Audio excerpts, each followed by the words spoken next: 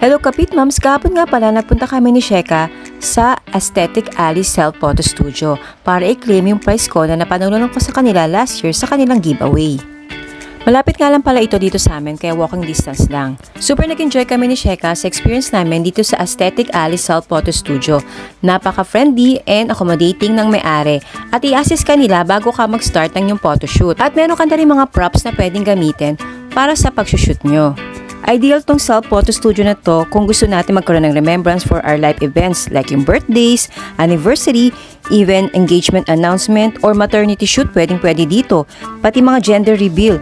At kung tatanungin yung mga Kapit Moms, yung rate nila napaka-affordable. Bali nag-start yung range nila from $299 to $499, depende kung anong package yung pipiliin nyo. Need nyo nga pala magpa-book or magpa-schedule sa kanila at kayo na rin mamimili kung anong prepare time ninyo ng photoshoot.